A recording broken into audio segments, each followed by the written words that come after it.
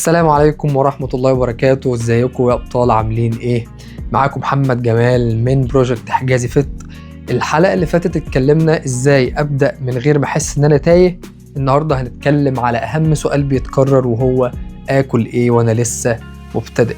اول نصيحة النهاردة معانا لازم نعملها هي ان انت تبقى بسيط في نظام التغذية بتاعك. مش شرط تروح للأنظمة المعقدة في البداية عشان خاطر تقدر تكمل.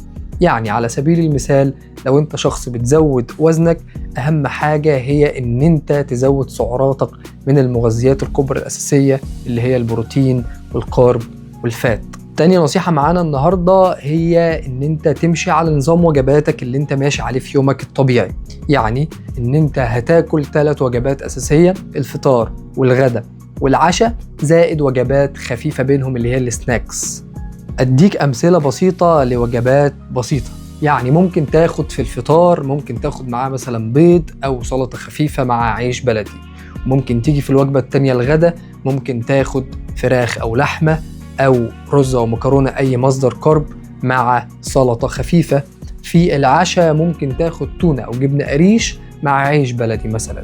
كل ده في حدود سعراتك الحرارية.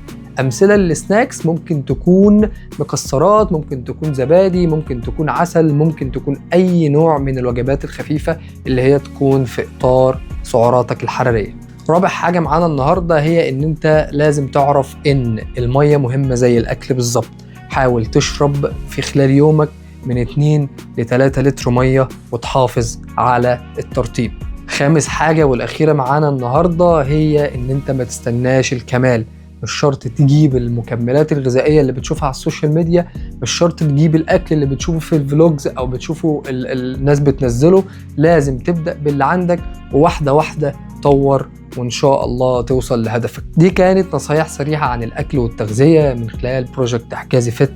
إن شاء الله استنوا الحلقة الجاية، والسلام عليكم ورحمة الله وبركاته.